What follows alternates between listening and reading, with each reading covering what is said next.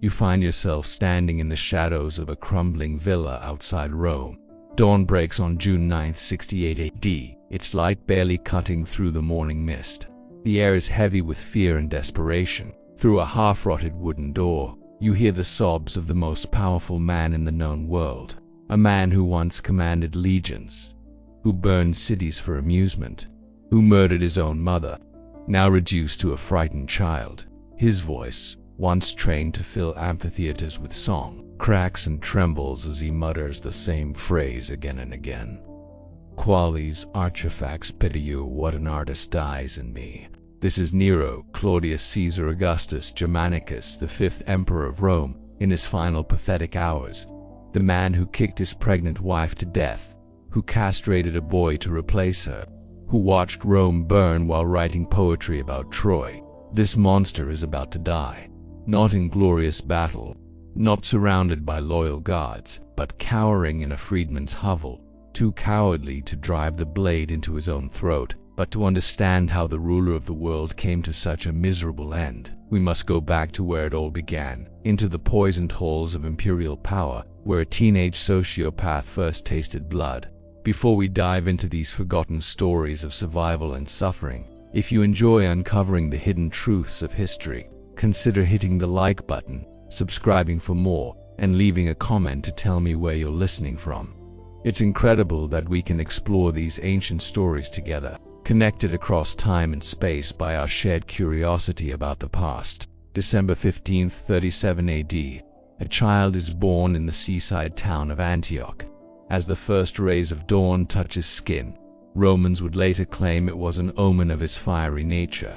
His name, Lucius Domitius. From the moment he entered this world, he carried the bloodstains of generations. His family tree read like a catalogue of cruelty. His great-great-grandfather once rode through Gaul on an elephant, parading severed heads as trophies.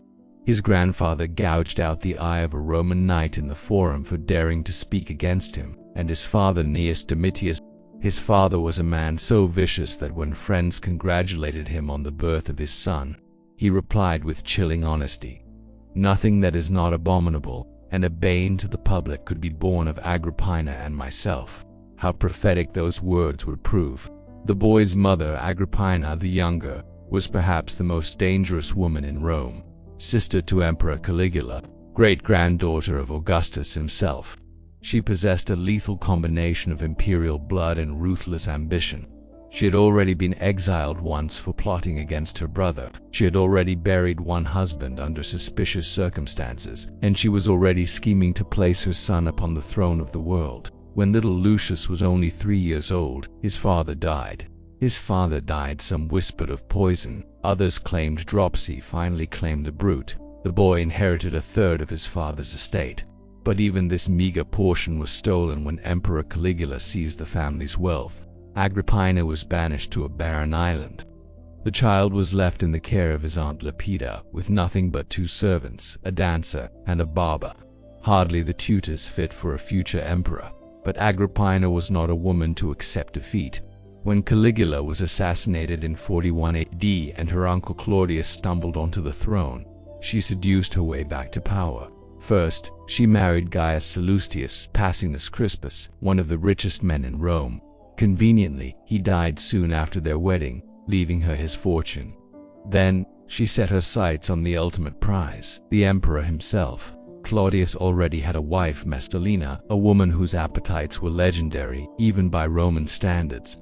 But Messalina made the fatal mistake of going through a marriage ceremony with her lover, Gaius Serlius, while still married to the emperor. Whether it was drunken folly or a genuine coup attempt, it gave Agrippina the opening she needed. Messalina was executed, and Agrippina moved in for the kill. Picture the scene. The Emperor Claudius, a stammering, drooling man in his 60s, utterly bewitched by his beautiful niece.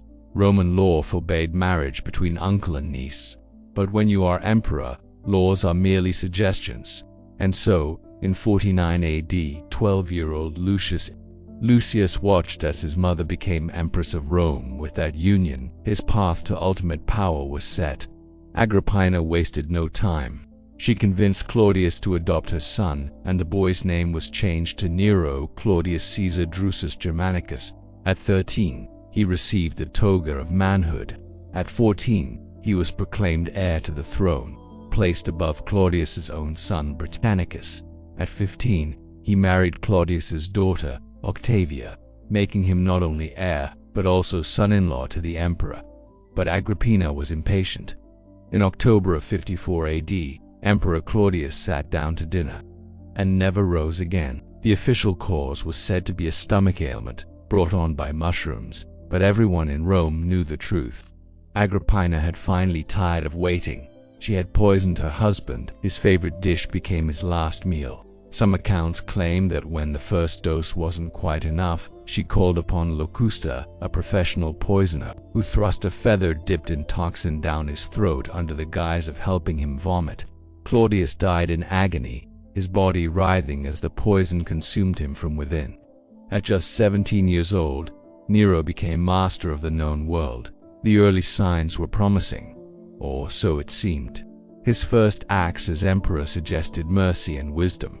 When asked to sign a death warrant, a routine duty for emperors, he reportedly said, "How I wish I had never learned to write."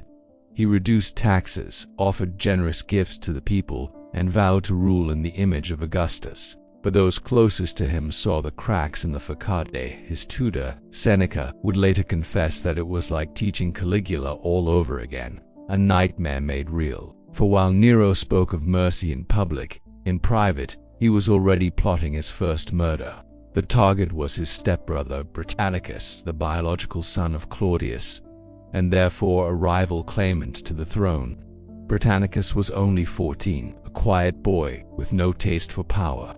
But in Nero's paranoid mind, his very existence was a threat. The plan was executed with meticulous care. It happened during a dinner in the imperial palace, surrounded by the elite of Roman society. Britannicus called for his wine to be cooled with water, a common practice. But the water had been laced with poison prepared by Locusta, the same woman who had helped kill Claudius. As the guests watched in horror, Britannicus lifted the cup to his lips. He took a single sip. Almost instantly, his body convulsed. His face turned blue, his eyes rolled back, and he collapsed to the floor.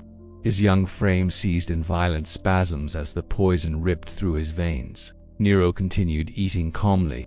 He glanced at the horrified guests and remarked that it was nothing, merely one of Britannicus's epileptic fits. The boy was known to suffer from them, after all, but this was no fit. Within minutes, Britannicus was dead. Foam poured from his mouth, his limbs twisted in a final rictus of agony. Nero ordered the body removed, and then, with chilling indifference, instructed the banquet to continue. When someone suggested calling for a doctor, the emperor waved it away. "There's no need, he's just having one of his fits." This was only the beginning.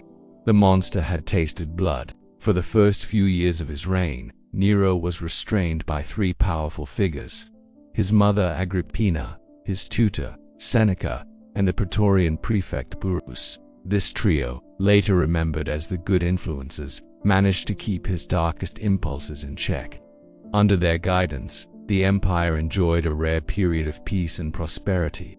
Remembered as the Quinquennium Neronis, the 5 good years of Nero. But Agrippina had not schemed and murdered her way to power only to be overshadowed. She had tasted the authority of ruling as the emperor's mother, and she would not give it up. She demanded to be consulted on all matters of state. She insisted on sitting beside her son during official ceremonies. She even proposed that her image be stamped onto Roman coins. Alongside his, Nero bristled at his mother's control. The teenage emperor longed to revel in the pleasures of power without its burdens. He wanted to race chariots, to perform on stage, to sleep with whomever he pleased. All things Agrippina considered beneath the dignity of a Roman emperor. The breaking point came when Nero fell in love with Poppaea Sabina, the wife of his friend Marcus Salvius.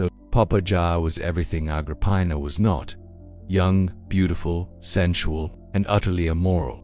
She whispered poison into Nero's ear. "You are not truly emperor," she told him, "so long as your mother controls you. You are nothing but Agrippina's puppet." Agrippina sensed the danger. She struck back with the only weapon she had left, support for Britannicus. She even hinted, publicly, that perhaps she had chosen the wrong son, that maybe Claudius's boy should have been emperor instead. It was a fatal miscalculation. Nero decided his mother had to die, but killing Agrippina would not be simple. She was loved by the people, respected by the army, and protected by loyal guards. Worse still, she had survived so many assassination attempts that she lived in constant suspicion of poison. She hired food tasters. She relied on antidote specialists. So Nero turned to ingenuity. If poison could not kill her, then perhaps an accident could. He commissioned an engineer to build a boat with a deadly secret, a collapsible cabin roof, weighted with lead, designed to crush its occupants while making the death appear to be nothing more than a tragic accident at sea. The plan was elegant in its cruelty. Invite Agrippina to a festival at Baiae, send her home by boat, trigger the mechanism once she was far from shore. On the night of March 23, 59 AD, Agrippina was in high spirits. She believed her son was finally showing her the honor she craved, treating her as the empress mother she imagined herself to be. She boarded the vessel with her companion, Azaronia, and a small entourage of servants. Never suspecting she was stepping into an elaborate death trap, the boat pushed into deeper water. The signal was given. With a thunderous crack, the cabin roof collapsed. Lead-in timbers came crashing down, but the plan failed. Azaronia was crushed instantly. Agrippina survived. Instincts honed through decades of palace intrigue saved her once again. She threw herself into the black waters of the bay. She was an excellent swimmer, a skill that now meant life or death. As the panicked crew tried to finish her with oars and boat hooks, Agrippina struck out for the shore, alone, in the darkness. Her heavy robes dragged her beneath the surface, but her will to live kept her afloat. Behind her, voices shouted in the darkness, cursing as they searched the black water for any sign of movement. Somehow, Agrippina reached the shore. Somehow this woman, who had survived the madness of Caligula, the paranoia of Claudius, and now the murderous rage of her own son, pulled herself from the sea and staggered to safety. When word reached Nero that his mother had survived, he flew into a panic. There could be no more pretense of accident. Agrippina knew who had tried to kill her, and she would not remain silent. He had hours perhaps before she rallied her supporters and struck back. Nero turned to Anicetus, admiral of the fleet at Misenum, and the man who had engineered the boat trap. "Finish it," Nero ordered. "Kill her tonight." That night, a squad of soldiers surrounded Agrippina's villa. They found her in her bedroom, still dripping with seawater, desperately trying to send word to her allies. When the armed men burst through the door, she did not plead. She did not cry. She knew her time had come. And Agrippina, the woman who had bent emperors to her will, faced death with the same steel that had defined her life. She stood tall, met her killer's eyes, and gave her final command: "Strike my womb first. Drive your swords into the body that bore such a monster." For a moment, the soldiers hesitated. This was no helpless victim. This was the daughter of Germanicus, the sister of a Caesar, the mother of their emperor. But orders were orders. The blades fell, again and again, hacking through flesh and bone, until Agrippina, the younger, the most powerful woman in the Roman Empire, lay dead in a pool of her own blood. When news reached Nero, his first emotion was not grief, not guilt, but relief. The woman who had made him emperor, then tried to rule through him, was finally gone. He was free to reign as he wished, but the stain of matricide would haunt him forever. Rome could accept the murder of a rival, but the murder of one's own mother violated the most sacred bonds of family and faith. Rumors spread like wildfire. Nero had not only murdered Agrippina but had crept into her chamber afterward. They whispered that Nero crept into his mother's chamber to gloat over her corpse, to examine her body, mocking which parts were beautiful and which were flawed. Whether this grotesque tale was true or not, it captured something essential about the monster he had become.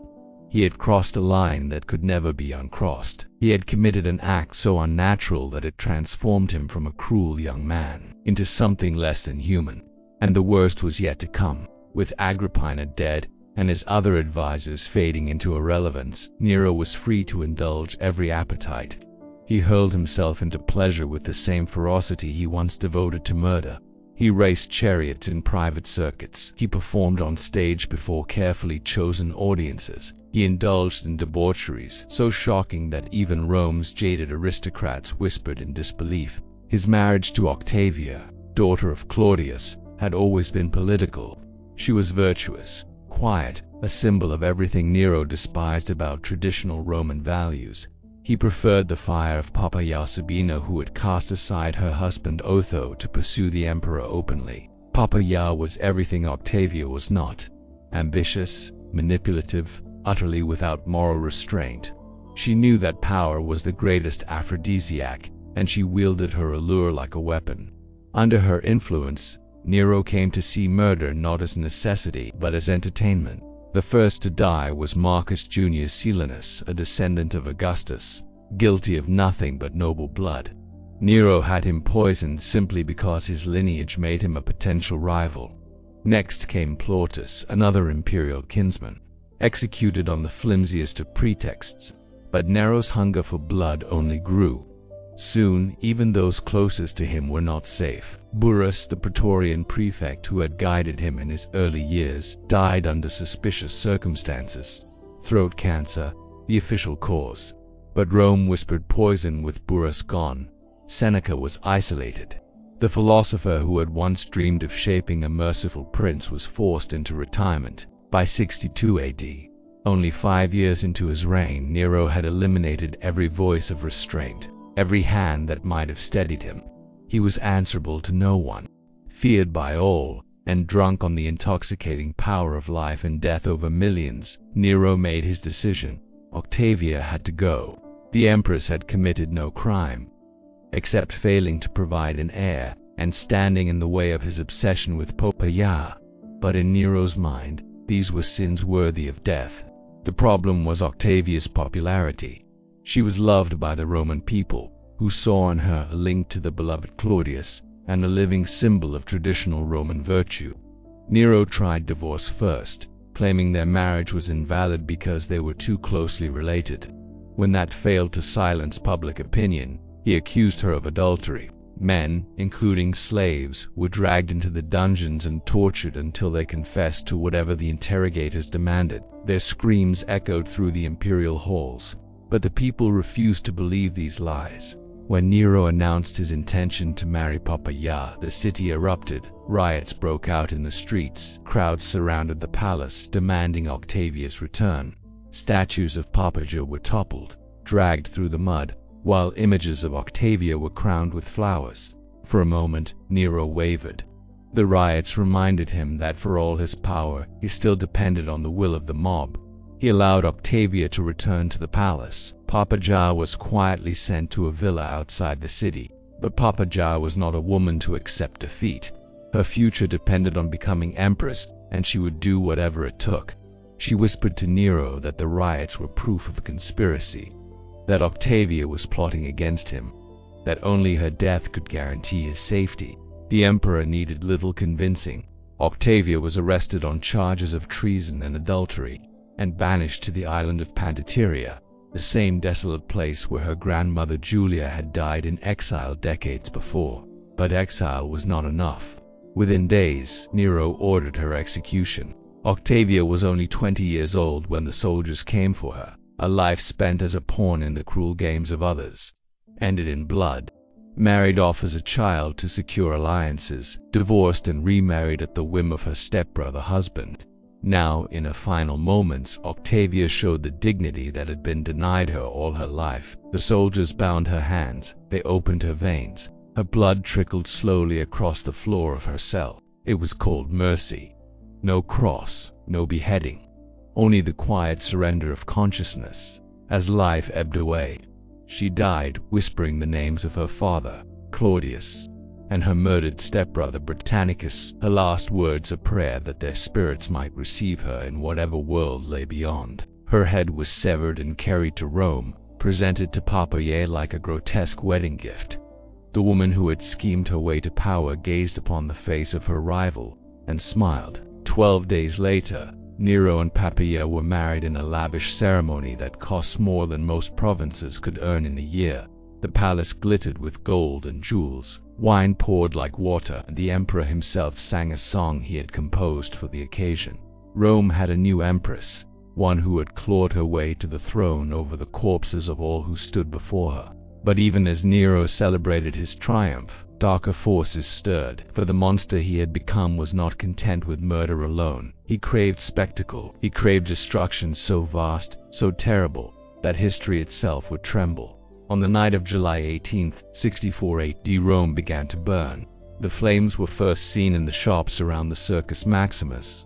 Perhaps an overturned oil lamp, perhaps a cooking fire left unattended. No one would ever know. The summer was dry. The wooden buildings were kindling. The wind blew hard. What began as a flicker became a storm of fire. Within hours, the blaze devoured entire neighborhoods. For 6 days and 7 nights, Rome burned. 3/4 of the city consumed in an inferno that leapt from rooftop to rooftop, faster than its people could flee. Narrow streets became death traps of smoke and collapsing walls. The eternal city was drowning in flame. The lucky ones fled to the Campus Martis or into the gardens of the wealthy, huddling together as they watched their city burn. The unlucky ones were consumed by the flames, their screams lost in the roar of the inferno. Ancient sources disagree on where Nero was when the fire began. Some claim he was in Antioch, his birthplace, and rushed back as soon as he heard. Others insist he was in Rome all along, organizing relief, even opening his palace to refugees. But the most persistent and damning account comes from Tacitus. According to this version, as Rome burned, Nero saw not tragedy, but opportunity. He climbed a high tower, and there, while flames devoured the city, he sang. The song was Homer's Iliad, the tale of Troy's destruction. He performed it with the same dramatic passion he brought to the stage, while his people fled for their lives, while children burned alive in collapsing homes, while 1,000 years of Roman history turned to ash. Their emperor sang of a fallen city. Whether literally true or not, the story captures something essential about Nero's nature.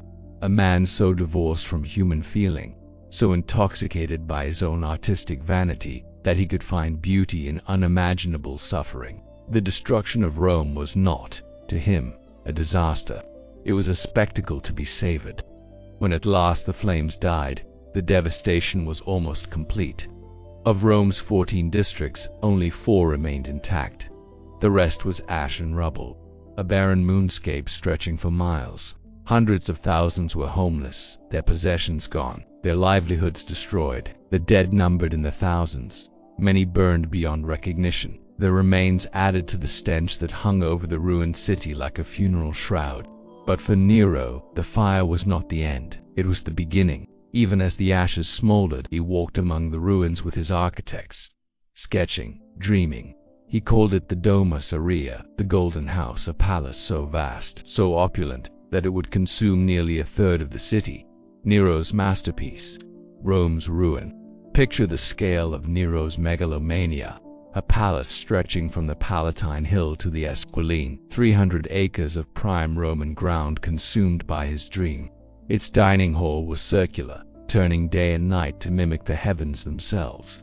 Walls plated in gold and precious stones, ceilings of ivory and mother-of pearl, shimmering like captured stars. Artificial lakes flooded neighborhoods where families had once lived, and towering above it all stood a colossal statue of Nero himself, 120 feet high, his bronze face turned eternally toward the sun. But the obscenity was not the palace's size, nor its cost. It was the speed. Bodies were still being dragged from the rubble when workers began clearing the ruins, seizing land to build Nero's pleasure dome. Families who had lost everything watched in horror as their neighborhoods became gardens for the emperor's delight. And the whispers began. The fire had not been an accident. How else could Nero have moved so quickly? How else could he have seemed so eager to begin? Rumors spread through the refugee camps like sparks on the wind. Nero had ordered the fire himself. He had watched Rome burn so he could rebuild it in his own image. Nero heard the whispers and knew he needed a scapegoat. He chose the Christians, a strange new sect from the east. foreign secretive worshippers of a crucified criminal, preachers of a world doomed to end in fire. Their beliefs unsettled Rome. Their presence made Romans uneasy, which made them the perfect villains. The persecution that followed was not justice, it was theater. Nero did not simply execute Christians, he staged their deaths as entertainment. In his private gardens, victims were drenched in pitch, bound to stakes, and set ablaze as living torches. Their screams pierced the night as their bodies writhed in fire, casting grotesque shadows across Nero's banquets. While they burned, the emperor recited poetry, his verses echoing over the cries of the dying. Their agony is stage lighting. Others were sewn into animal skins and thrown to wild dogs, ripped apart while the crowd roared in delight. Still others were crucified in elaborate tableaux, dressed as mythological figures to add a grotesque layer of art to their suffering. Nero himself often directed these performances. He positioned the victims for maximum effect, adjusted the lighting, critiqued the spectacle like a theater director staging his most ambitious play. But even as Christians burned and bled for his amusement, Nero's hunger for destruction only deepened. He was evolving, beyond cruelty, into madness, and it was in this descent that he committed what many believed was his most shocking crime: the murder of his pregnant wife. By 65 AD, Octavia carried Nero's child, a daughter they would name Claudia Augusta. For a brief moment, it seemed fatherhood might soften him. He lavished Octavia with gifts, he watched over her carefully, and when the child was born he declared public holidays and ordered celebrations across the empire. But Claudia Augusta lived only 4 months. Her death sent Nero into a spiral of grief and rage, one that would soon claim the life of the child's mother. The accounts differ, but all agree on the same grim truth: Octavia was pregnant when she died, and Nero was to blame. Suetonius offers the most damning version. He writes that in the heat of a violent quarrel over Nero's obsession with chariot racing, the emperor kicked his wife in the abdomen. Picture it: Octavia, heavy with child, confronting her husband in the echoing corridors of the palace. Perhaps she had grown weary of competing with his horses, his gladiators, his endless debauchery. Perhaps she had realized, too late, that the man she had once manipulated into marriage had become uncontrollable. The voices rose, the shouting escalated, and then Nero, a man who commanded armies, who held the power of life and death over millions, lost his temper completely. And in a fit of rage, Nero lashed out at the only person who had dared to challenge him. The kick landed squarely in her swollen belly. Octavia doubled over, clutching her stomach as blood spilled down her legs. She tried to speak, but the pain silenced her. She collapsed onto the marble floor, her unborn child dying within her as she bled out before her husband. Nero stood above her, watching the life drain from the woman who had schemed with him, murdered with him, and shared in his rise to absolute power. There was no remorse in his eyes, no recognition of the horror he had unleashed, only irritation that she had dared to oppose him. He summoned slaves to clean the blood and returned to planning his next chariot race. But Octavia's death left a void in Nero's life. She had been more than a wife. She had been his accomplice, his partner in cruelty, the one soul who truly understood the depth of his corruption. Without her, Nero felt incomplete, unmoored, desperate for a replacement. That was when he noticed a boy of perhaps 13 or 14, a slave in the imperial household who bore an uncanny resemblance to Octavia, the same delicate features, the same golden hair, the same graceful movements that had once captivated the emperor. And in Nero's diseased mind, a plan began to take shape. A plan so twisted that even Rome's jaded aristocracy whispered in shock. He ordered the boy brought before him. Sporus knelt, unaware of what fate awaited him, perhaps expecting some minor duty, perhaps expecting to be sold. Instead, Nero declared that Sporus would be castrated. The imperial physicians, men sworn to heal, yet powerless to refuse their emperor, pinned the boy down. A heated blade severed his manhood. His screams echoed through the palace corridors. Nero watched with satisfaction. He had ensured that Sporus would never grow into a man, that he would remain frozen in the form that reminded Nero of his murdered wife. But castration was only the beginning of Sporus's torment. As the boy recovered from his mutilation, Nero began reshaping him into a grotesque imitation of Popeye. He was dressed in women's clothing, his hair styled in the fashion of an empress, his face painted with cosmetics to enhance the resemblance. Teachers were brought in to instruct him in feminine grace, how to walk, how to speak, how to gesture like a woman. When the transformation was complete, Nero made his announcement: he would marry Sporus. The wedding was a grotesque parody of Roman tradition. Sporus, draped in a bridal veil and gown, his mutilated body perfumed and adorned with jewels. A dowry was presented, contracts signed, rituals performed. The nobles of Rome stood in silence, horrified, but powerless. None dared object, none risked the wrath of the emperor. Afterward, Nero referred to Sporus as his wife, demanding that the court addressed him as empress. He even commissioned a special litter so they could parade together in public. The emperor and his bride, as the stunned citizens of Rome looked on in disbelief. But Nero's cruelty did not end with public humiliation. In private, he subjected Sporus to abuse so vile that even Roman society, accustomed to the exploitation of slaves, would have recoiled. The boy was forced to play the role of Popeye in Nero's twisted fantasies, to endure whatever perversions the emperor's diseased imagination conceived. For Sporus, the suffering was compounded by hopelessness. Castrated and feminized, he was neither man nor woman, but something in between, a creature existing only for Nero's pleasure. He had no allies, no protectors, no escape, only submission to torment or death. Meanwhile, Nero's reign of terror was no longer confined to the palace. The emperor had developed a taste for forcing nobles. Nero forced Rome's nobility into degradation.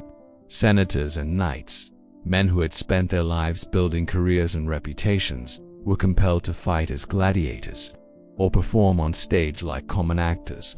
Some resisted. Marcus Junius Silanus chose suicide rather than submit. Lucius Annaeus Seneca, Nero's former tutor, also took his own life when ordered to do so, calmly opening his veins in a bath, dictating his final thoughts to a scribe as his life ebbed away. But for every noble who embraced death, dozens more surrendered to humiliation, bending to the emperor's will. Nero's nocturnal wanderings through Rome became the stuff of horror. Disguised in common clothes, he roamed the streets with a gang of aristocrats, attacking citizens at random. They beat shopkeepers, they raped women, they robbed travelers. Sometimes they killed for no reason other than amusement, and when victims fought back, they discovered the awful truth the next day. They had resisted not a stranger, but the emperor himself. Their defiance became treason. Their survival became a crime. Perhaps most grotesque of all were Nero's dinner parties, gatherings that lasted from sunset to dawn. Here, indulgence was limitless: excessive feasts, rivers of wine, elaborate sexual performances, torture exhibitions, and, at times, live executions for entertainment. Wealthy Romans, desperate to remain in the emperor's favor, attended these orgies. They brought their wives, even their daughters, and surrendered them to whatever degradations Nero devised. The emperor himself often performed at these gatherings, singing while naked slaves screamed under torture, strumming his lyre as prisoners were torn apart by wild beasts. He had developed a theory that art was heightened by suffering, that music sounded sweeter when underscored by genuine screams of pain. But as word of these abominations spread, Nero's support began to crumble. Even those who had once welcomed his reign turned against him. Far from Rome, the armies of the empire were listening, and they were losing faith. Disturbing reports spread across the empire. Provincial governors who once showered Nero with flattery now began to distance themselves. Even the Praetorian Guard, sworn to defend him above all else, started to murmur against their emperor. But Nero remained oblivious. Drunk on power, consumed by delusions of artistic greatness, he convinced himself that his people adored him as deeply as he adored himself. When criticism surfaced from the provinces, he dismissed it as jealousy, the bitter complaints of lesser minds incapable of appreciating his genius. It was in this haze of arrogance that Nero conceived his grandest project, a tour of Greece, his chance to prove, once and for all, that he was not merely emperor, but the greatest artist in history. In 66 AD, Nero embarked on his Greek Odyssey, a year-long festival of ego and corruption. He entered every competition singing, lyre playing, acting, chariot racing, and of course he won every single one. The fix was shameless. Judges who had spent their lives evaluating talent suddenly proclaimed that a mediocre Roman emperor was the greatest performer the world had ever known. At Olympia, Nero famously fell from his chariot and failed to finish the race, yet he was still awarded the crown. The judges, fearing for their lives, ruled that his noble intentions alone deserved victory. By the end of his tour, Nero had collected more than 1,800 first-place crowns, more than any performer in history. He returned to Rome in triumph, parading through the streets in the same chariot Augustus had once ridden to celebrate his greatest conquests. But instead of prisoners in chains, Nero displayed trophies from singing contests. Instead of victories in war, he boasted of triumphs over actors and musicians. The Roman people watched in disgust. Their emperor, who should have been governing an empire, had spent a year playing dress-up in foreign theaters, and worse, he had bankrupted the treasury to pay for his fantasy. New taxes were forced upon an already struggling population, but the true crisis was brewing far from Rome. In Gaul, Gaius Julius Vindex raised the banner of revolt, declaring that the empire needed a new emperor. In Spain, Galba began assembling an army. Even Africa, usually among the most stable provinces, stirred with unrest. The news of rebellion reached Nero while he was still basking in the glow of his artistic triumphs. His reaction was not fear, but excitement. Here was another stage, another chance for spectacle, another opportunity to drape real blood across his fantasies of art. He dreamed of theatrical executions, of poetic punishments. He commissioned songs celebrating victories he had not yet won. He designed costumes for triumphal parades that existed only in his imagination. To Nero, these revolts were not threats to his throne. They were opportunities for the greatest show in history. But reality crept closer with every report.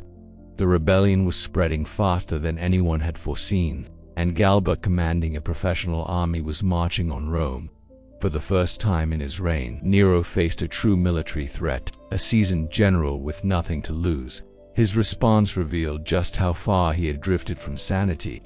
Instead of rallying his forces or negotiating with his enemies, Nero began planning a theatrical tour of Egypt, where he believed his artistic genius would finally be appreciated. He sent word to provincial governors that he was temporarily unavailable, citing pressing artistic commitments. The rebellion, he assured them, would be dealt with when his schedule permitted. Meanwhile, Rome itself was unraveling. The Praetorian Guard, sensing the tide, began secret negotiations with Galba. Senators, long cowed into silence, now met in whispered gatherings, plotting the empire's future. The city was holding its breath. The stage was set for the emperor's final act. The Senate began to discuss alternatives to Nero's rule. Even the common people, once entertained by his spectacles, had grown weary of his excesses. The end came suddenly, as it so often does for tyrants who believe themselves invincible. On June 8, 68 AD, Nero awoke to find himself abandoned. The Praetorian Guard had deserted him in the night. The Senate had declared him a public enemy and sentenced him to death by flogging, a punishment so degrading it was reserved for the lowest criminals. For the first time in his life, Nero was truly alone. His bodyguards had vanished, his supporters melted away. Even his slaves slipped quietly into the night, leaving the emperor to wander the palace in despair. The man who had once commanded millions through fear and violence discovered the truth. Terror is a brittle foundation for power. In his final hours, Nero's true nature emerged, not through bravery, not through defiance, but through cowardice, self-pity, and tears. He drifted through the empty halls, weeping and raging, calling for Sporus, the mutilated boy still dressed as an empress, perhaps the only soul in Rome who could not abandon him. As word arrived that Galba's forces were closing on the city, Nero finally grasped the truth. His reign was over, but even then he could not face reality with dignity. No last stand, no attempt at negotiation. Instead, he dreamed of flight. He would flee Rome, sail east, throw himself on the mercy of the Parthians, Rome's greatest enemies. In his delusions, Nero imagined a life of exotic luxury, performing for foreign kings who would hail him not as a tyrant, but as an artist. But when he sought accomplices for his escape, he found none. His reign of terror had left him without a single true ally. Former friends refused even to see him. His most loyal servants claimed sudden illness. Even the musicians he had paid refused to accompany him. The emperor, who had surrounded himself with flatterers and sycophants, discovered that fair-weather loyalty vanishes when truly tested. With dawn approaching and Galba's army closing in, Nero made a final, desperate choice.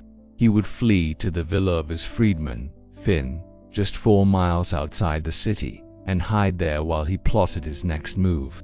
It was a pathetic end for a man who had once commanded legions, sneaking from his own capital like a common criminal, reduced to begging sanctuary from a former slave. The journey itself was a humiliation. Nero, who had spent his life reclining in golden litters and riding jeweled chariots, now stumbled on foot through the pre-dawn fields and olive groves, his face hidden beneath a cloak. He was accompanied only by 4 companions: Finn, the freedman; Epaphroditus, his secretary; Neophytus, his valet; and Sporus, still dressed as a woman, still playing the role of empress even as the world collapsed around them. This strange procession, a fallen emperor, 3 servants, and a castrated boy in drag, crept across the countryside like a grotesque parody of imperial dignity. When they reached Finn's villa, Nero was too terrified to approach the front door. His companions dug a tunnel beneath the foundation, and the emperor crawled through on his hands and knees. Inside, he emerged into a cramped cellar, a far cry from the palaces he had once ruled. The villa was simple: modest rooms, bare furnishings, no gilded walls, no jeweled cups. For a man who had dined off silver and slept beneath ceilings of ivory, the austerity of Finn's home must have felt like another world. And yet it was here, in this humble place, that the most powerful man on earth would meet his end. In that cramped cellar, as the first light of June 9th filtered through the dirty windows, Nero finally confronted the reality he had spent his life avoiding. He was utterly, completely alone. The companions who had followed him into exile no longer looked like loyal courtiers.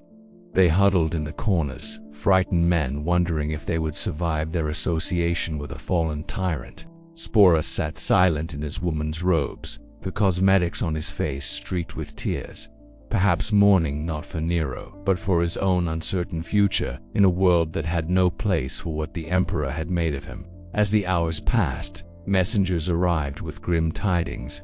Galba's forces were inside Rome.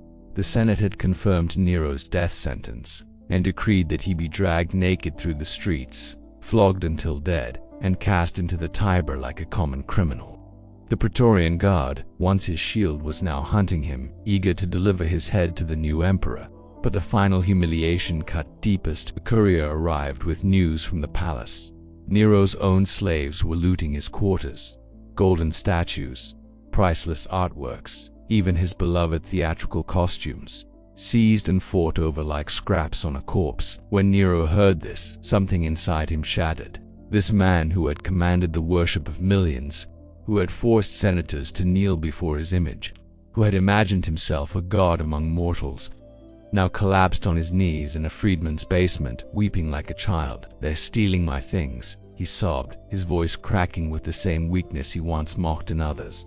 "My beautiful things, my costumes, my lyres." The emperor, who had murdered his mother, his wives, his rivals, and countless innocents, was reduced to tears over possessions, unable to comprehend that his crimes had brought consequences beyond the loss of pretty objects. As morning wore on, the sound of horses echoed in the distance. Search parties combed the countryside, closing in on Finn's villa. Nero's companions exchanged uneasy glances, weighing their chances. Should they remain with a doomed emperor, or abandon him to save themselves? At last, Epaphroditus, his secretary, spoke the words that forced Nero to face his fate. "Caesar, you must act now. They will be here within the hour, and what they will do to you will be far worse than anything you have done to others. Remember Crassus, how the Parthians poured molten gold down his throat. Remember every torture you devised, every creative death you ordered. They will show you no mercy." The reminder cut deep. Nero's sobs twisted into panic. He saw himself burned like the Christians in his gardens. He saw Octavia's blood on the prison floor. He saw Agrippina's eyes as the blade struck. For the first time, the monster understood what it meant to be prey. "I cannot die like this," he whispered, his voice trembling. "Not like a common criminal. Not dragged through the streets for their amusement. I am Caesar. I am descended from the divine Augustus. I am an artist, a poet, a performer who brought beauty into the world." Even now, on the edge of death, Nero's narcissism clung to him. He did not see himself as Rome saw him, a tyrant, a butcher, a madman whose death would be celebrated. In his mind, he was still a misunderstood genius, a victim of lesser minds. Finn, who had known Nero better than most, knelt beside him. His voice was gentle, almost tender. "Then die as Caesar should die. Choose your own manner of death. Show them that you still carry the courage of your ancestors." The suggestion of suicide had hung in the air since their arrival at the villa. None had dared to voice it, until now. Roman tradition held that death by one's own hand was nobler than capture, that a man who chose his moment retained a measure of dignity no enemy could strip away. But Nero had never shown courage. Not once in his life. Every murder he commanded was carried out by others. Every enemy destroyed by poison, treachery, or hired assassins. The thought of driving cold steel into his own flesh filled him with revulsion. "I cannot," he whimpered. "You don't understand. My hands, they are artist's hands, meant to create beauty, not violence. I have never harmed anyone personally. I am not a warrior.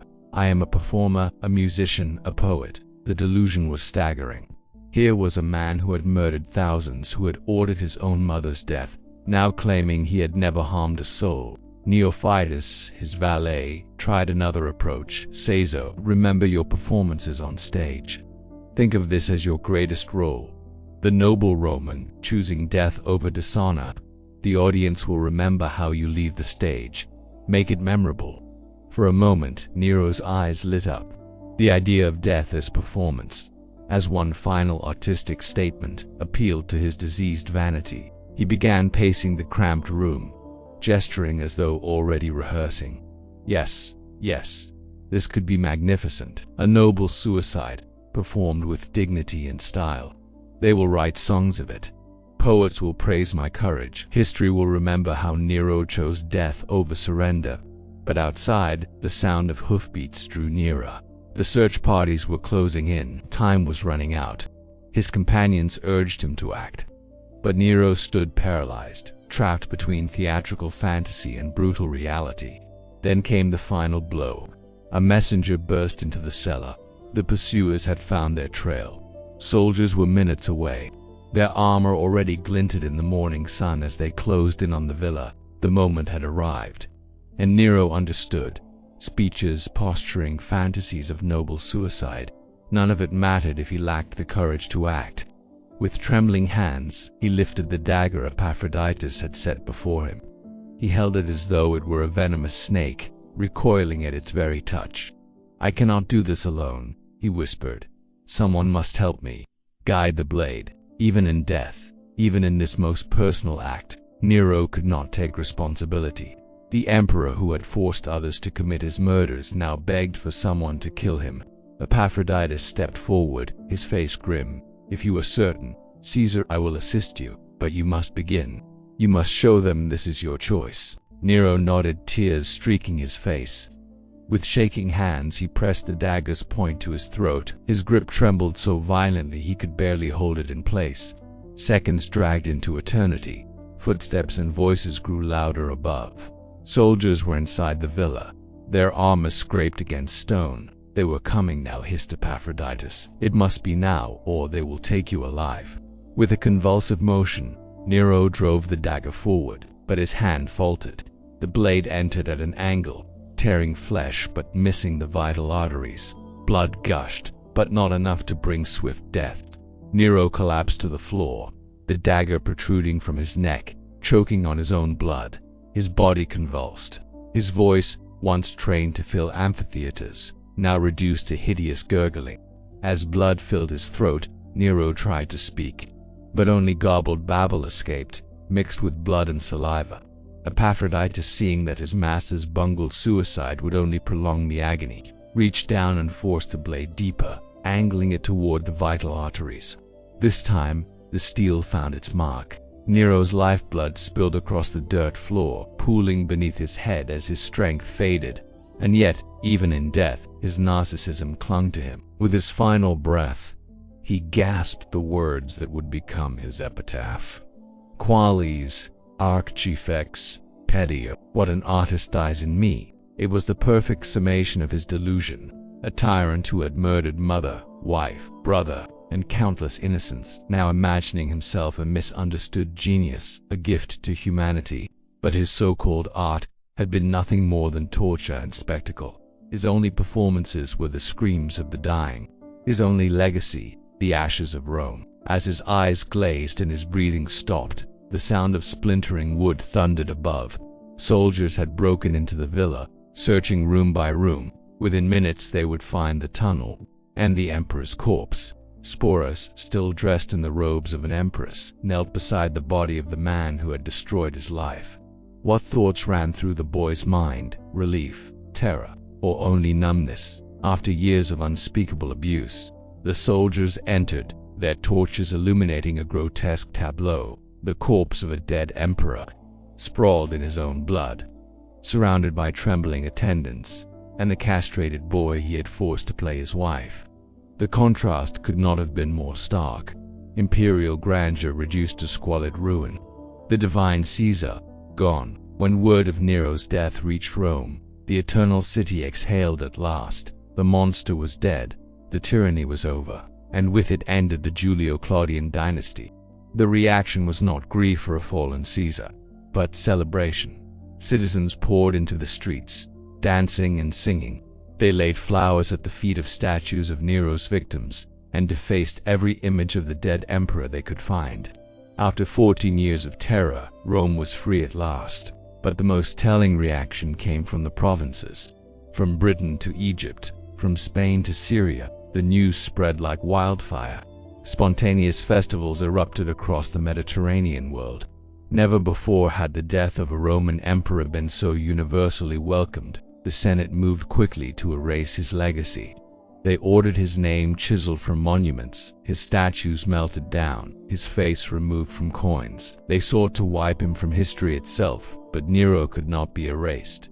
His crimes were too vast, too shocking, too well recorded. Tacitus, Suetonius, and Cassius Dio would ensure that the world never forgot. His golden house, the Domus Aurea, built on the ashes of Rome, was filled in and buried. On its ruins, emperors would raise the Colosseum, a monument not to imperial ego, but to the people's entertainment. And Sporus, the castrated boy forced to play the role of empress, slipped into history's shadows. Some say he was protected for a time by Otho, who briefly held the throne, but his ultimate fate remains unknown. Perhaps, at last, he vanished into anonymity. Finally free, Nero's death marked the end of the Julio-Claudian dynasty. But his life and reign remained a warning, echoing through the ages, that absolute power corrupts absolutely, and that beneath the gilded mask of empire can lurk unimaginable monstrosity. Rome celebrated his fall, history remembered his crimes, and with his final words, Quales archifex perio, what an artist dies in me. Nero, Claudius Caesar Augustus Germanicus secured his place, not among the great artists of the world, but among its monsters. The historians wrote with barely concealed disgust, yet even they seemed to struggle with the scope of Nero's depravity, as though human language itself lacked the words to capture what he had become. Tacitus declared that Nero had left no abomination in reserve. Suetonius catalogued his crimes with the precision of a prosecutor building a case. They knew they were not merely recording the fall of a man, but the story of how civilization itself could be corrupted by unchecked power. Nero's legacy stretched far beyond his own crimes. His death marked the end of the Julio-Claudian dynasty, the family line that had ruled since Augustus, and the chaos that followed. The year of the 4 emperors revealed the fragility of Rome when imperial authority collapsed. More than that, Nero's reign became a warning. Rome, a state once built to prevent any single man from holding too much power, had evolved into an empire where the whim of one man could decide the fate of millions. Nero revealed the endpoint of such a system, a world where the most powerful man was also the most corrupt. The parallels are timeless. Like Nero, many tyrants through history have cloaked cruelty in grandeur. They proclaimed themselves geniuses, surrounded themselves with sycophants, justified their crimes as art, vision, or destiny. But power built on fear is fragile. Worship demanded at sword point cannot endure. And so the man who commanded legions died alone in a basement. The man who demanded to be revered as a god was abandoned by all but the victims he had created. The artist who claimed he was bringing beauty to eternity left behind only ashes, blood, and ruin. And perhaps the most damning truth of all, in his final words, "Qualis archifact perio, what an artist dies in me." Nero revealed that he had learned nothing. From his experiences, Nero learned nothing. Even as he died, he remained convinced that he was a misunderstood genius, not a monster who had finally received justice. His inability to see himself clearly, to understand the true nature of his crimes, made his downfall complete. The death of Nero stands as one of history's purest examples of poetic justice. The man who lived by violence and cruelty died in terror and pain. The emperor who forced others to perform for his amusement ended his life with a theatrical suicide that fooled no one. The tyrant who demanded worship from his subjects was abandoned to die like a criminal. In the end, his reign reminds us that even the most absolute power is temporary, that cruelty and oppression carry within themselves the seeds of their own destruction, and that history has a way of delivering justice to those who believe themselves beyond its reach. The last Julio-Claudian emperor had promised Rome mercy and wisdom. Instead, he gave them 14 years of murder, depravity, and madness. His death in that squalid basement, surrounded by the wreckage of his own making, was not a tragedy, but a liberation, the end of a nightmare that had lasted far too long. The monster was dead, and the world could finally begin to heal. But the memory of what he had done and what he had become would echo through the centuries, a warning about the darkness that lurks in unchecked power, and the terrible price civilization pays when that darkness is allowed to flourish. As his blood seeped into the dirt floor of Finn's villa, Nero's reign of terror ended not with the grand artistic flourish he had imagined, but with the pathetic whimper of a coward who had finally run out of victims to blame for his monstrous choices.